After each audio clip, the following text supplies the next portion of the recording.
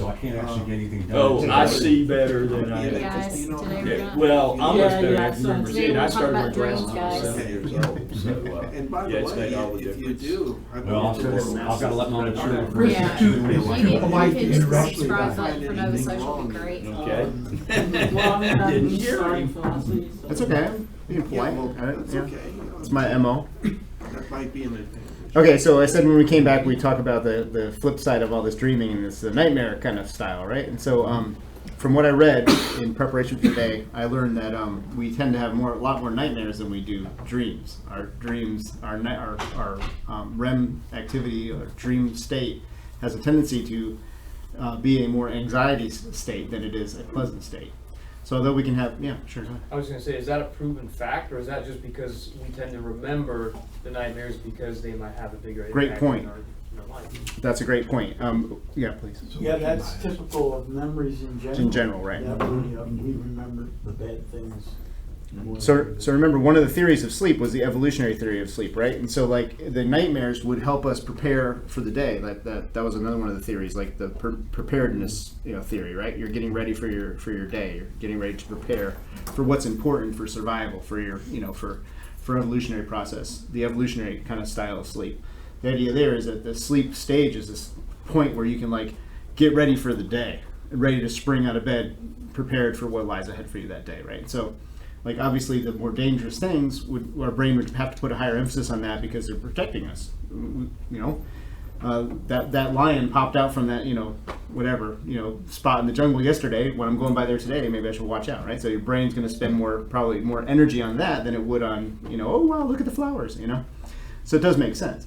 And at the same time, in this kind of reinforcement in the dream phase, if you look at it from the evolutionary standpoint, it's how many dreams have you had where you're falling or where there's like these dangerous things, and so it's this consolidation. If you subscribe to that theory, it's this consolidation of information for your own protection and survival. So it's like playing out scenarios that would be too dangerous to play out in reality, right? And so the dream is a safe place by which we can do that.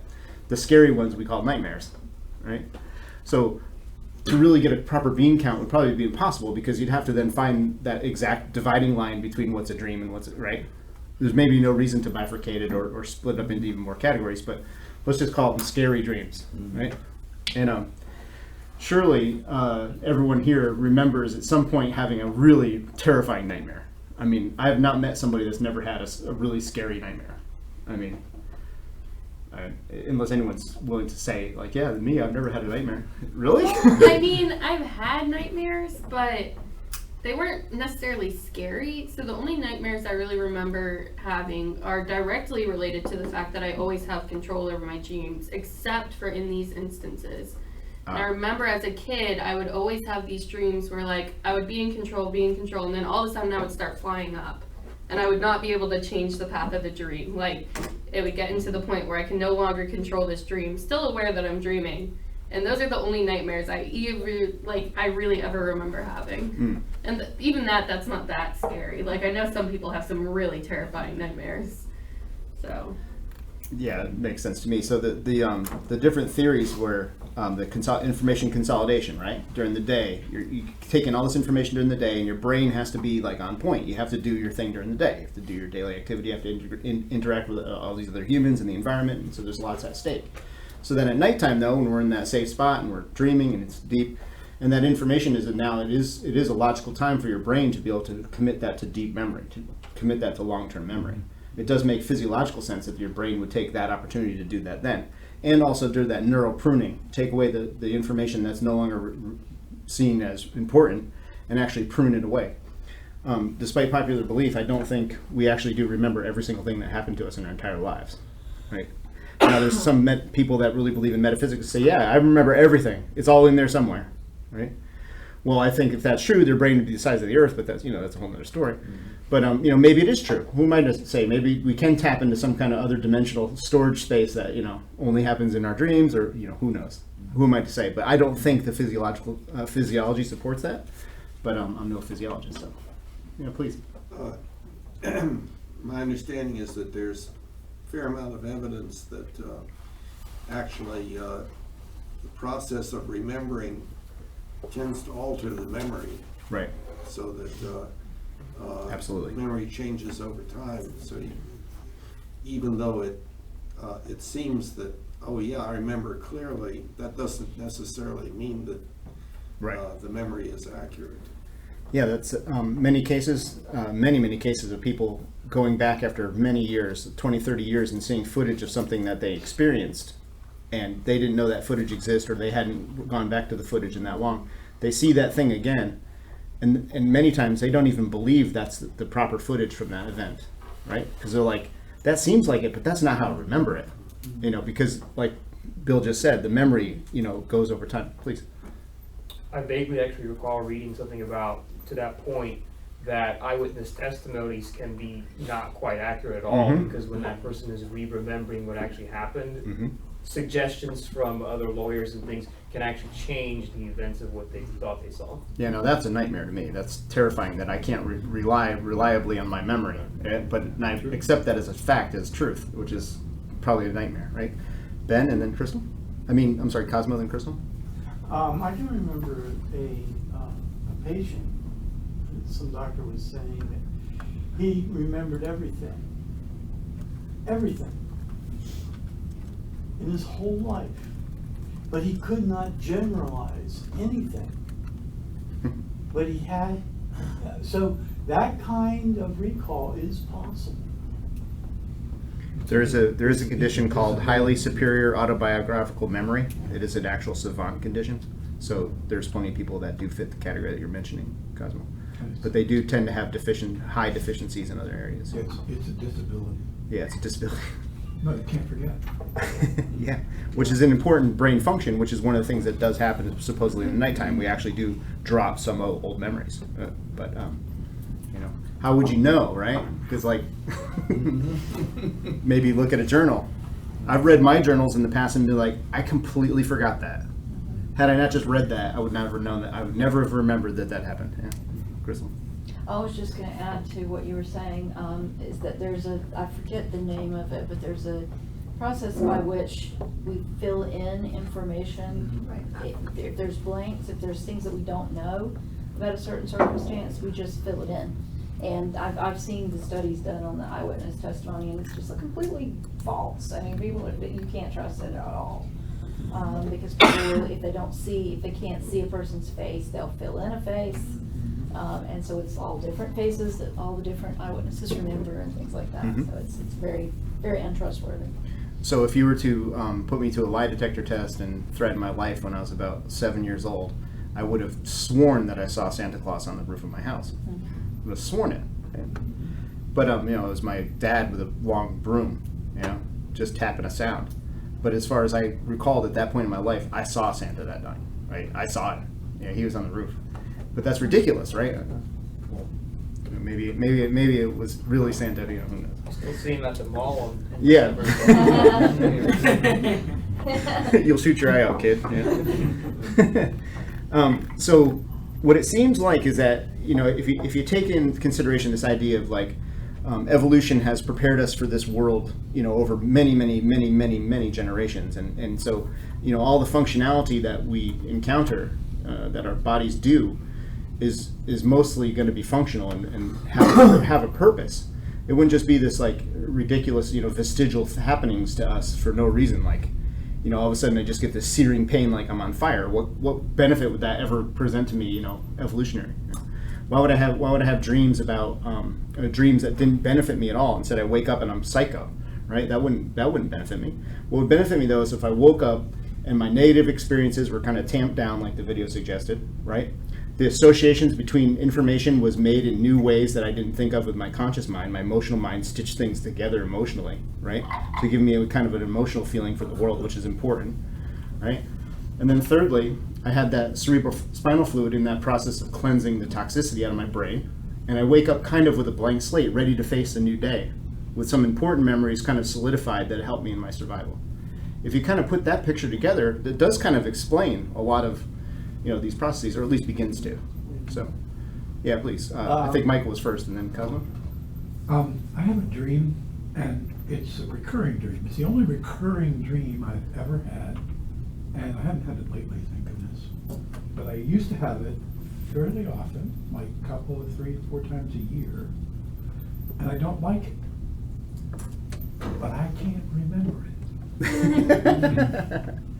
And it's, the only thing I know about it is something is happening, it's continuing smoothly, and something is going to change it.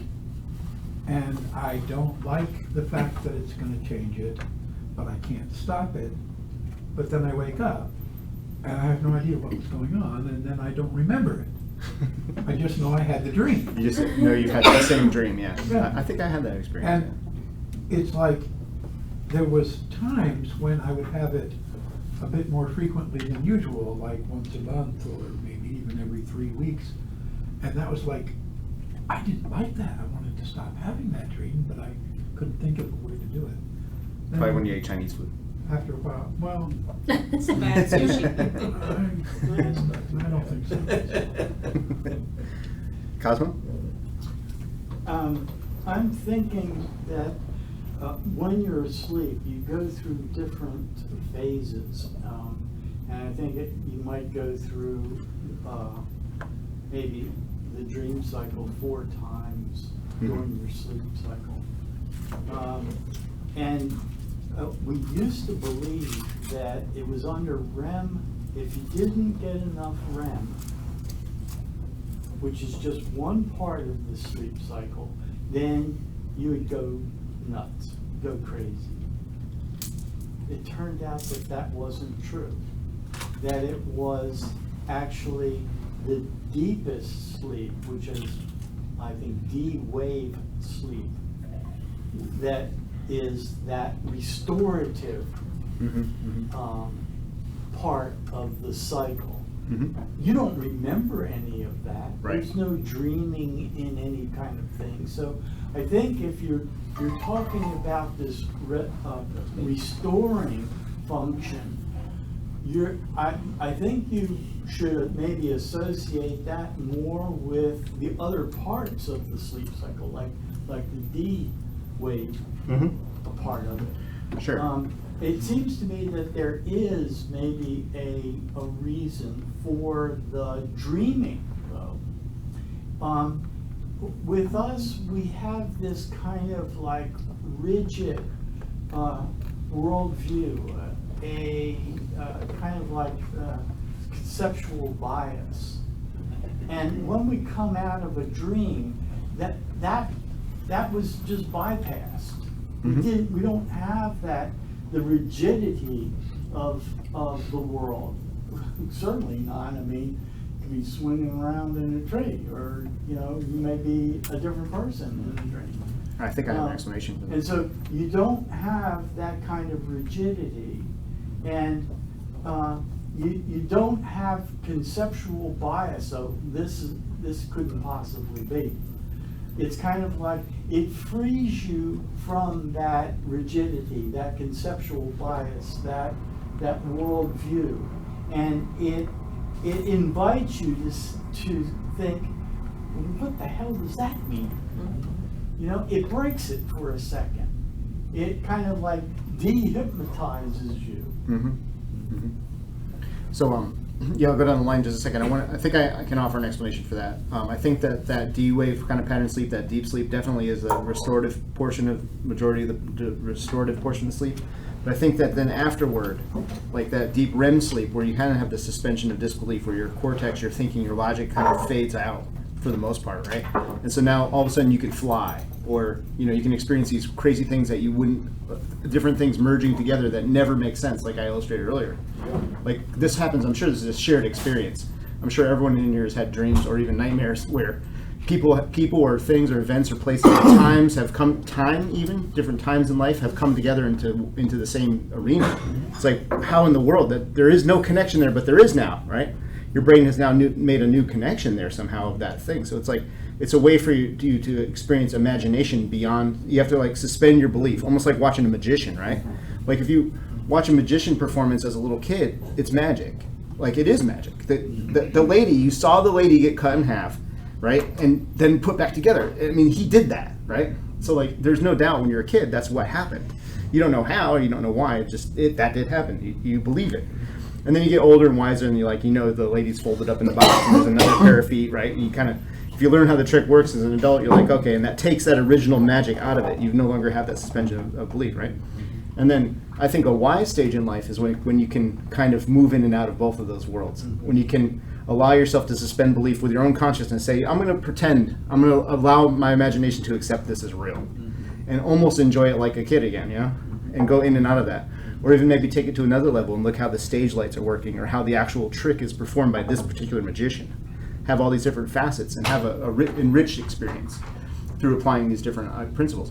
But if we're open to our dreams, I think what Cosmo's saying, I think it can enrich our lives kind of more, because it's offering that for free almost. It's like giving it that, there's no ticket price. There's just, a bed and some nighttime. Yeah.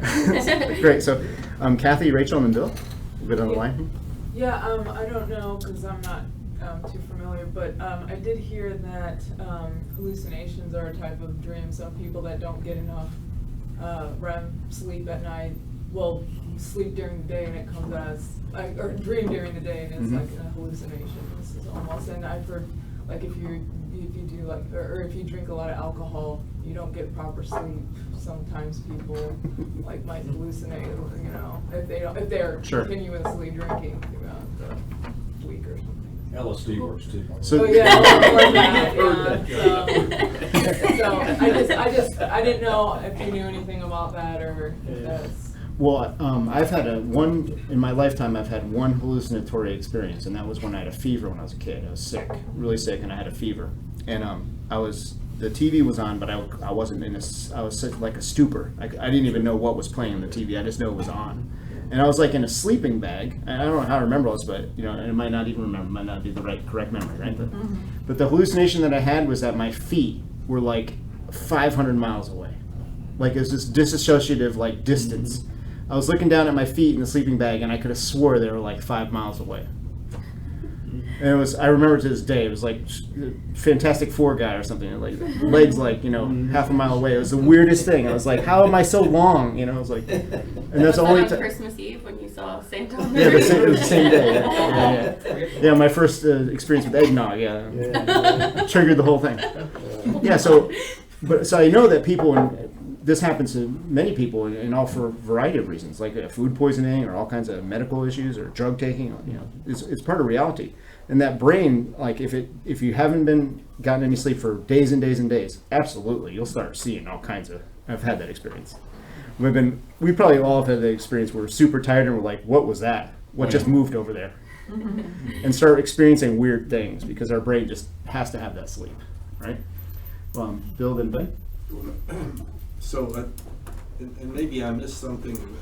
The way I recall it is that REM sleep is the dreaming part of sleep. I believe that's correct. Yes. So, and that if there's REM sleep deprivation, then there's a tendency to make up for it, and then that gets to the if you deprive the person of REM sleep enough, then they're going to start hallucinating in the daytime and so on. I've experienced some of that, I believe, like minor hallucinations from being extremely tired. I think I skipped you, Rachel. I'm sorry. Rachel, then Ben. That's okay. So I just want to go back to a point you made about, well, why would we dream unless there was an evolutionary advantage for it? And I kind of feel like as long as there's no evolutionary disadvantage to our survival, there's no real reason that it would have, we would have lost it in however many years we've been evolving.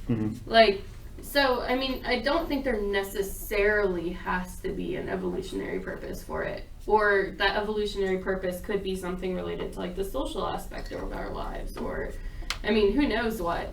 But maybe there was sort of, like what Cosmo was saying, all of the sort of healthy sleep stuff happens in different processes while we're sleeping, and maybe we do just dream for some other reason that's not necessarily related to evolution, as long as it's not keeping us from surviving later. Because I think at that point, anything that was keeping us from surviving is working its way out of our evolutionary process. But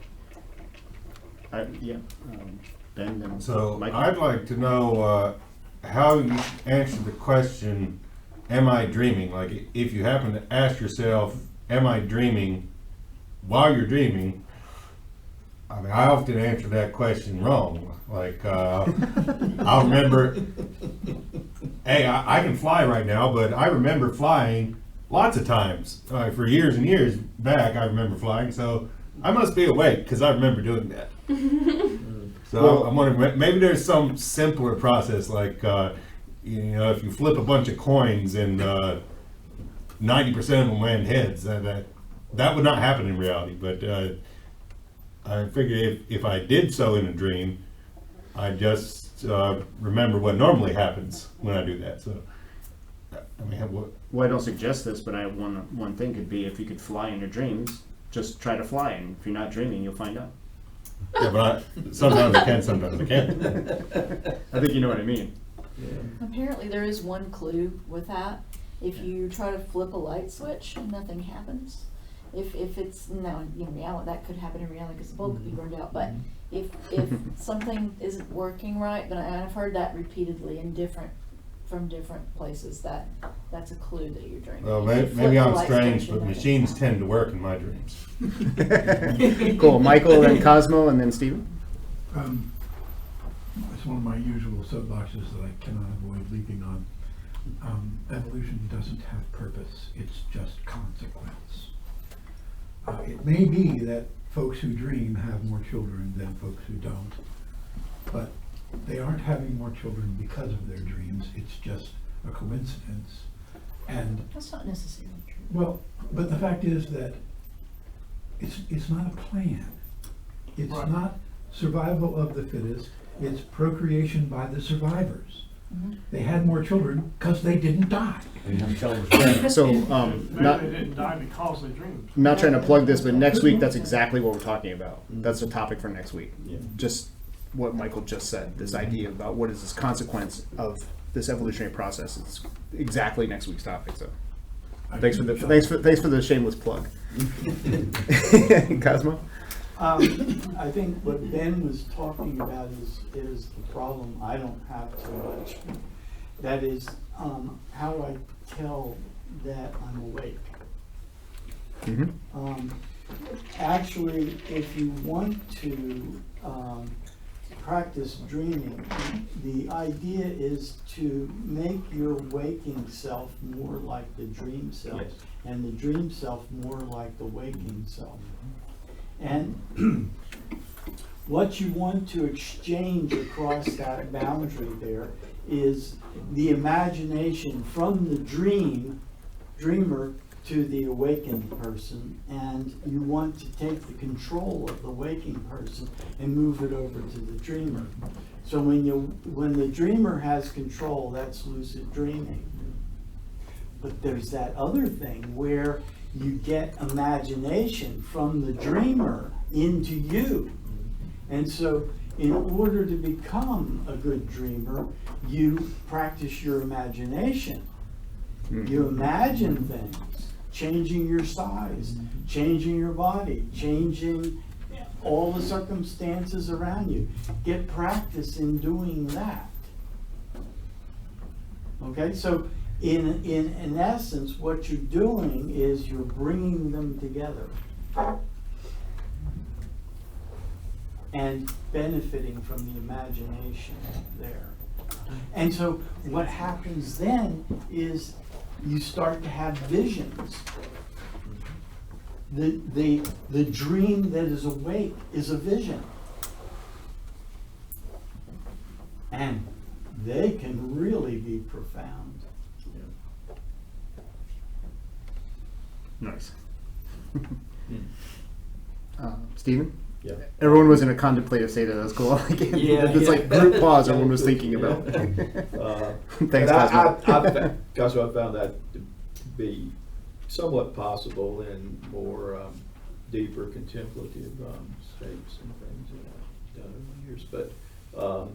But one thing I've done that hadn't been mentioned tonight is I've had multiple dreams within dreams. So, Inception. yeah. Where you wake up, but you're still in a dream, and then you wake up and you're Yeah, still, yeah. It's gone back Wow. at least 3 levels that I can Whoa. do. Wow. So, 3 levels. I've seen the movie Inception. Yeah. Yeah.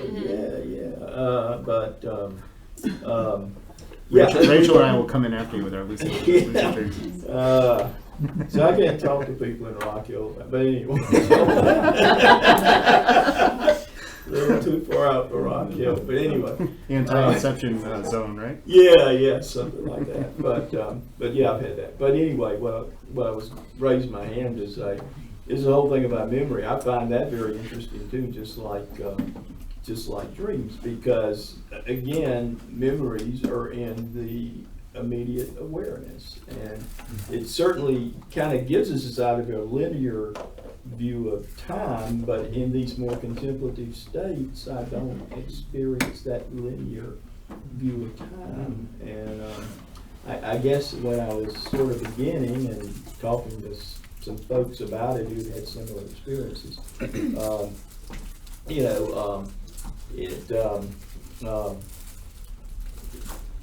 mean, to me, it just involved me in paradoxes, But I've had all this intellectual training, university training and all that, which can ruin you for this kind of stuff, I think. But so you're trying to process it and do all that, and the thing is, you just kind of have to sort of let that go and just live the experience. I think, yeah, that's what I found. Especially during visions. Yes, very much If so. you try to analyze a vision, you screwed it up. Exactly. So, Wendy, please. Oh, well, I don't know if it's time for dream stories or not. It's always time for dream stories. Yeah, I got a okay. few of those. Yeah. So Yeah. in my childhood, in my early adulthood, I was always dreaming about trees falling everywhere. That I guess that was my most frequent scary dream, or repeated one. And then came 1989, Hurricane Hugo, and a tornado came through our yard and was making giant oak trees fall, right parallel to the house, and everything was whirring through the air, and Ben was like 7 and wanting to go out and fly. We might have had to tie him down. I'm not sure. But I was age 33 then. What a visual, huh? Yeah, I've not had that dream ever since then. But all those dreams, it seemed like they were a premonition of that tornado coming through to me. So the premonition concept of dreaming and of anything in life, like you had this idea about something and then it happens, right? If we were to have a way to count and tally everything that we've ever done in our lives, okay? If there wasn't these coincidences or these things of premonition that you sense as premonitions and all this kind of stuff, that would statistically be more of an anomaly than the fact that we do. So deja vu feelings, or like a sense of something's going to happen and then it happens, should happen to you in your life. Statistically, it almost certainly must. And so I'm not trying to diminish anyone's experience. I'm just trying to say that, like, this is part of normal life. We will all think of something and then it will happen from many times, but it's like when someone goes to Vegas, they come back and talk about their winnings. They don't talk about how much they lost, right? If they won a bunch of money at the blackjack table, they come back and they're excited to tell everybody about it. If they lost a bunch of money at the blackjack table, they usually don't say much. Yeah. So we have the same kind of bias when we assert our premonitive, our metaphysical abilities, right? So like, I knew that was going to happen and it happened. And so we go around and we tell everybody about it, and then we also solidify that in our mind as like, maybe I have some kind of a power, and that could can or cannot lead to some pretty dangerous thinking. You can imagine. Stay out of Las Vegas. Yeah, stay out of Vegas. We have Sue next. So something that nobody's talked about yet is sleepwalking. So I actually had an experience when I was in elementary school. The local fire department near my house would do 4-H fire safety programs. I don't know if anybody in here has ever gone through that, but it's extremely intensive. You learn about all the different fire extinguishers, how to prepare your family, make a plan if you have a 2-story house, how to get everyone out. I mean, and I'm a kid, so I'm just like, this is super intense, right? And we're in the fire department learning about this stuff. So I think I did it for a couple of years, but I went to bed one night after I'd gone to one of these 4-H fire safety programs, and the next morning, my mom said, "Do you know you were sleepwalking last night?" I'm like, "What are you talking about?" I'd never done this in my entire life. I think it was like 7 or 8. She's like, "I heard scratching at the back door. You were trying to unlock the door and walk out because you thought the house was on fire." Oh, geez. She had to walk me back to bed and put me back to bed, which was totally crazy. And I never did it ever again after that. That you know of. Yeah, that, well, I never got out of the house, so apparently it never happened again. And then we had a really funny thing happen. Chris has a 14-year-old daughter, and we have a 7-year-old son. So we were on a trip, and we stopped in right outside of DC and stayed at a hotel one night. So Chris and I are asleep, kids are asleep, and I'm a really light sleeper. So I have crazy, crazy dreams. And so I hear something, and I do a vampire sit-up. And Megan's at the door of the hotel room trying to get out. And I'm She like, did that 4-H training. and I'm like, "Megan, what are you doing?" She's like, "Somebody's knocking on the door."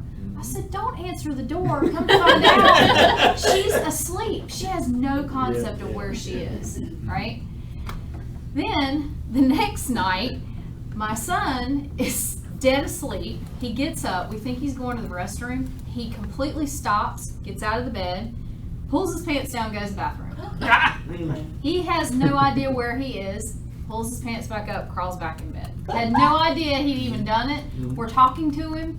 He's like, he gets back in bed. We don't drug our children. Yeah, we don't drug our children. But neither one of them remembered anything about it the next day. They had no memory.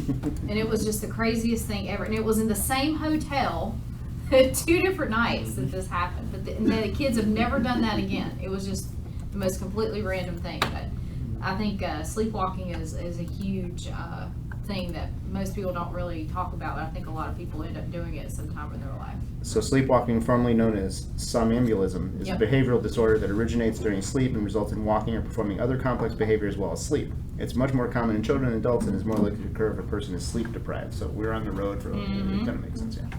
So And I was stressed about just to our defend my house children. being on fire, so, you know. I don't know who was next in the order. I was, was it you, Crystal? And then let's just go around. Crystal, Bill, and then Steven. This is just a quick thing, but I used to sleepwalk when I was a kid, and when I was a teenager, when I was in high school, I had this very vivid dream one night that like the courtyard area of the high school was filled with water, and I was swimming through it. And it was really warm, and it was just I was like, well, I don't know why it's happening, but it was. And the next morning I woke up, my hair was wet, my bed was wet, my shower was wet, and it hadn't been used, in 24 hours, and I had taken a shower in my sleep. Wow. That's efficiency. Multitasking. Get it done ahead of time. Well, my understanding is that during REM sleep, there is a total body paralysis, with the exception of the eyes, and that's why you have the rapid eye movement going on and the muscles of respiration and so on. So it seems like if that paralysis were not there, then whatever you were dreaming, your body would be doing it, I gather. So to second what you just said, this page reads, sleepwalking is most often initiated during sleep, but may occur in later sleep stages of NREM, the non-REM sleep. So that It can happen also there. yeah, but it's affirming that that's most likely when it happens in the NREM sleep. Yeah. I think we had Steven and John. Yeah, about dream stories, I don't think I've got one yet. Well, I had these kind of common dream stories about nuclear apocalypse. I can't remember those pretty well. I'm going to start prepping. Yeah, well, most of y'all aren't really old enough to remember duck and cover and all that stuff. Maybe John, he seems to be sort of my peer here, but yeah, those, and of course those kind of apocalyptic, Christian ones about either, winding up in heaven or being dragged to hell or something. The most interesting one on the drag to hell one was, I must have been, let's see, we moved in, let's see, either 5th or early 6th grade, and this would have been late 50s. And I'm sleeping and, the good old devil comes into the bedroom and grabs me up and takes me out to the backyard and and I'm trying to get away, of course, and dragging me down this hole, and I get away and my pajama top comes off. And I get back in the house. And the strangest thing was, and this just stays with me, it stayed with me, I'm pretty old now, but it still stayed with me. It was that I got up the next morning and went out to, went outside or something in the backyard or something. And I woke up without a pajama top. And the pajama top was in the backyard. So I don't know if I sleepwalked or, Creepy. Creepy, yeah. So You slipped out of put your it there. pajamas. that's and got probably away. the weirdest one I had, yeah. That was a little past me. And of course, tornadoes I dreamed about too. And then old Hugo was kind of interesting. I slept through the whole thing. Didn't even dream about it. I did too, actually. That's kind of funny because I was in middle school when that came. Yeah. And my grandmother lived right across the street. I slept through the whole storm. We had no power, she had power, and we were literally like 100 feet Oh, yeah, apart. same here. So weird. Yeah, it was. Yeah, I was well, watching Ted Koppel. He used to be on that 11:30 Yeah. thing. And there's the big hurricane right off Charleston, and there's the eye and all of that. And I said, I really want to stay awake and see this thing. It's going to be a big one. And I went to sleep, and I didn't experience it till the next morning, the effects of it, but I never even heard it or anything. Wow. Cosmo? Well, I have Then an Michael. interesting dream. I was toying with the idea of reincarnation. And so this was a long time ago, before I became Buddhist. I was in the dream, I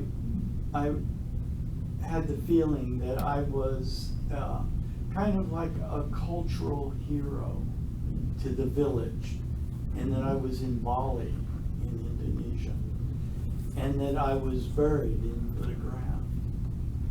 And I reached my hand up out of the dirt, and somehow I could see that the villagers, they had some instruments that they were playing, and they were in procession coming down toward me. And I knew that if they reached down and grabbed my hand and pulled me out, I would live.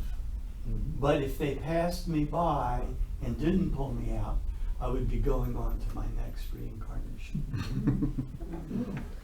And so they passed me by.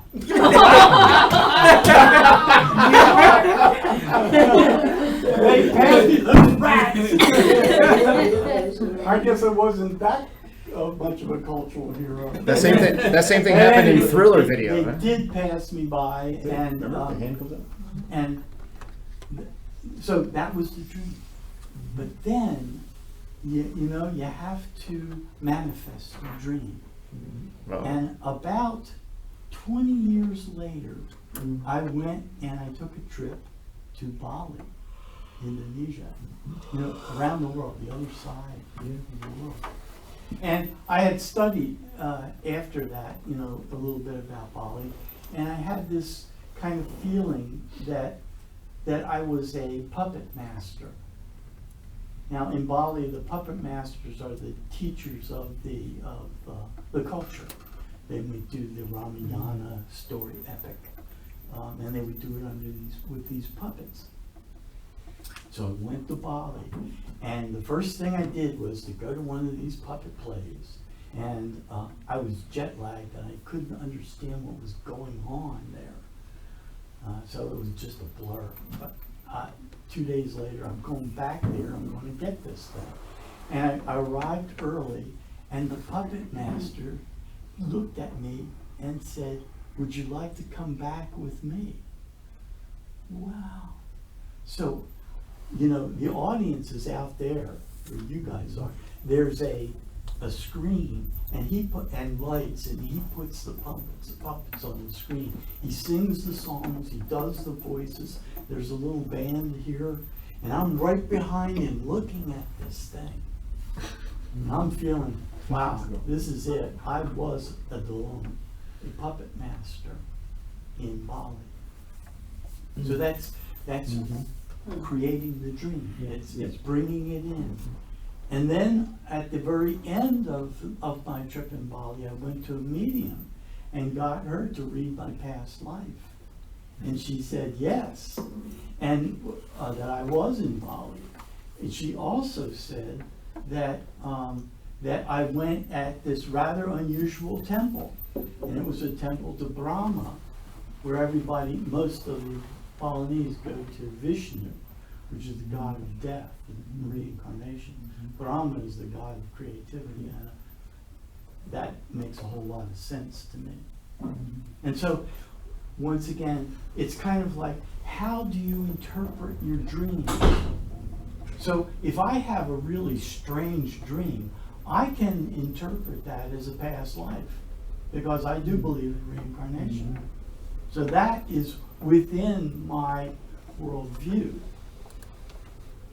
But, so it is culture. How you interpret your dreams is a culturally defined thing. Fascinating.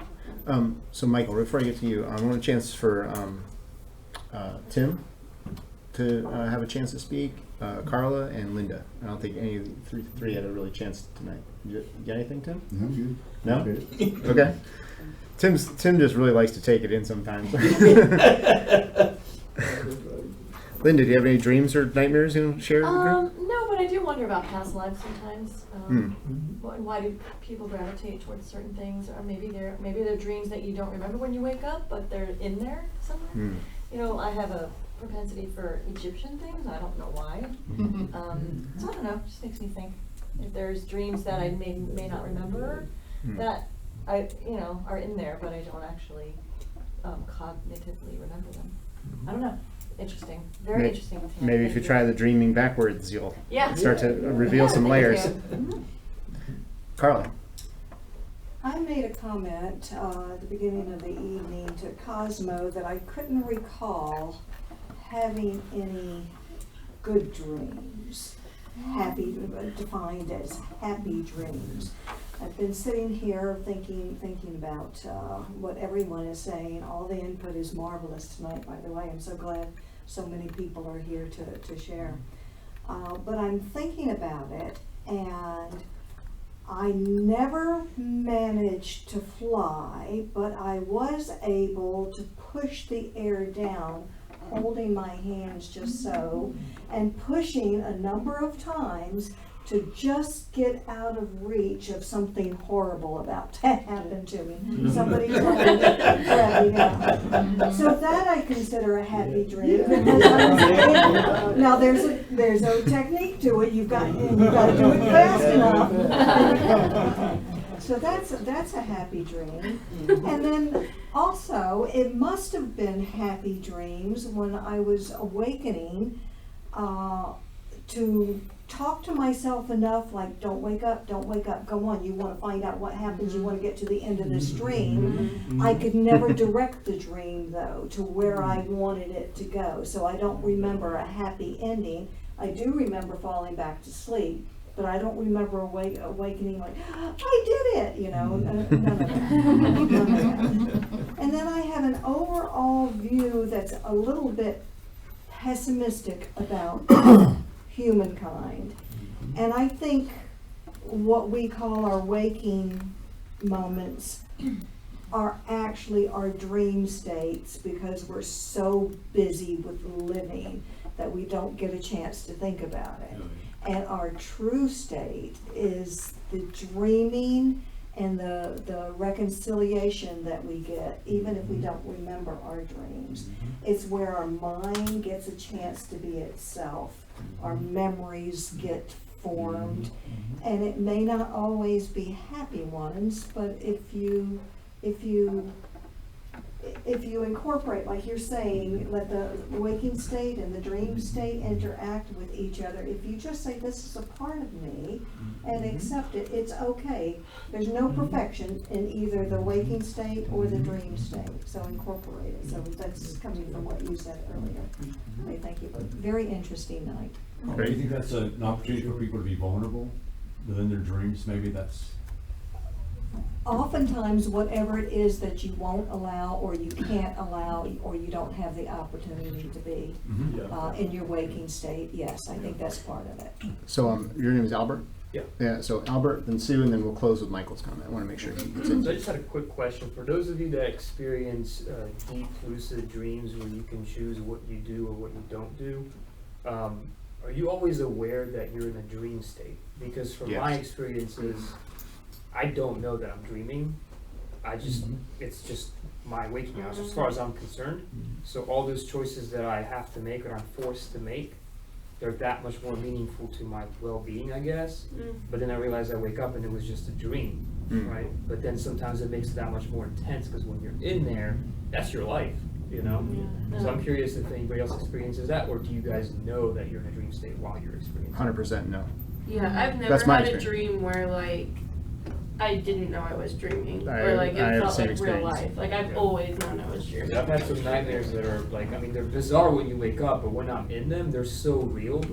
And like people are coming after me, you know, and I'm just like, okay, where do I go? And so on and so forth. And it's just, Yeah, like all the talk about like testing to see if you're in a dream or not, I cannot relate to that Same at all. I'm like, well, I always know I'm dreaming. Yeah, no.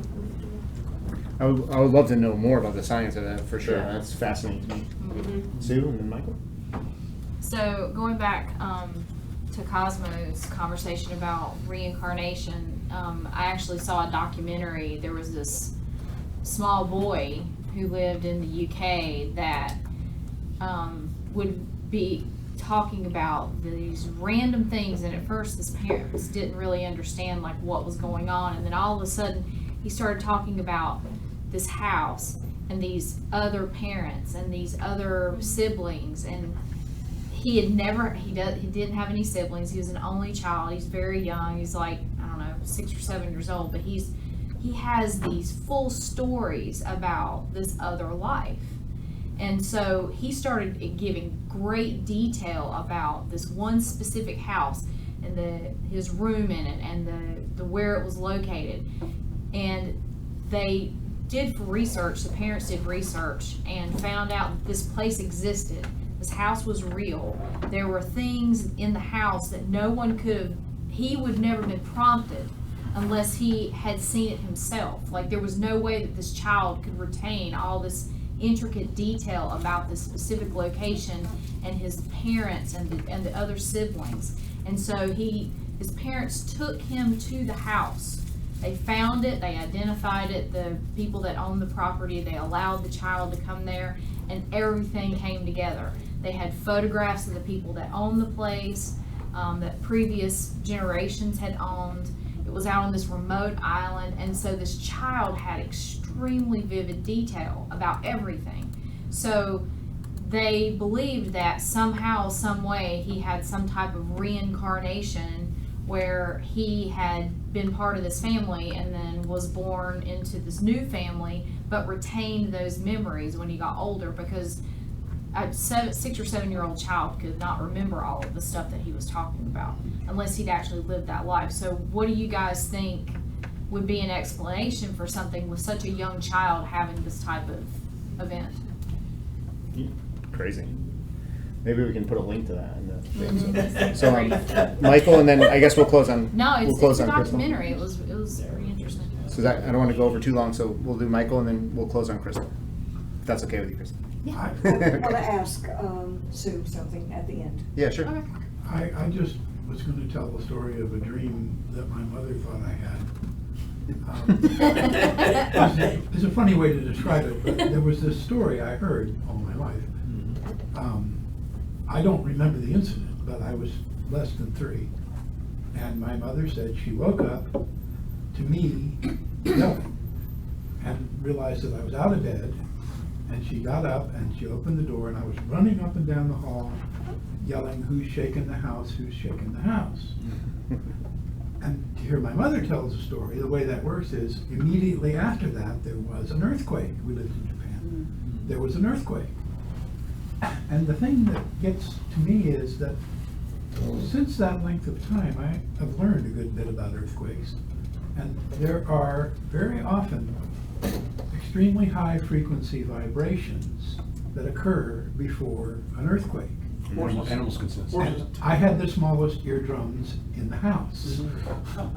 So I guess I heard it. Now, I don't know how I determined that it was shaking the house, but, you know, maybe I heard the whole house shaking and got Before it upset shook. and frightened and terrified. And then my mother didn't think there was an earthquake until after I did that. Were you supposed to be dreaming at that time, or was it your mom just that you were really awake? My mother didn't know, no, she didn't think I was awake. She just said, she thought of it more as a premonition, Well, I think. yeah. But it was years later that I learned about the S-waves, I think they're called, that happen. That in fact animals hear them, and they can happen for days before an earthquake. But evidently they were loud enough. They woke me up and made me think someone was shaking the house. So It's crazy. Crystal? I had the same experience with my own son. Now, there wasn't enough detail to find where he was talking about, but he used to say when he was little, this was when he was like 2 years old, he used to say, "Mommy, I want to go home." And I would say, "Well, honey, we're at home. What do you mean?" And he would say, "No, I want to go home." And I would say, "Where's home?" And he'd say, "Africa." And he had no experience. He was 2 years old. He didn't have any experience of Africa. I mean, he didn't His have- mitochondria was speaking to him. Yeah, and then all of a sudden, like one day he just started talking. One day we were sitting at the dinner table, my ex-husband and he and I, and he started talking about this, and he said, "Mommy, I got married." And I said, "Oh, I just thought it was a game or something." I was like, "Oh, did you? Well, tell me all about it." In Africa, mommies have to approve And them. he told me this whole thing, that he got married, what his wife was wearing, Wow. that he was a pilot, that his Pilot? that his plane was shot down, and he died. Wow. Oh my And God. I wrote down all the detail as he was saying That's it. amazing. And I was making sure not to lead him. Just let him talk. I just let him talk. I didn't say, "Oh, and did this happen?" No, I was just like, "Well, tell me," I was, and he did. Wow. It was very, very strange. He doesn't remember it now, but. I just wanted to That's ask you, amazing. Sue, I saw the same documentary, but I can't remember exactly how it ended. My memory is telling me that once he visited there, and we know how memories can go awry, once he visited there, then it started lessening. He took less and less interest in his past. Yeah. Is that the way it ended? He kind of came into the present and was able Yeah, to I let think go? that once he actually, because they actually let him in the house, he walked around, he just experienced the whole, because he would talk about running on the beach and all this crazy stuff, and then they brought him there, and it did seem to taper off.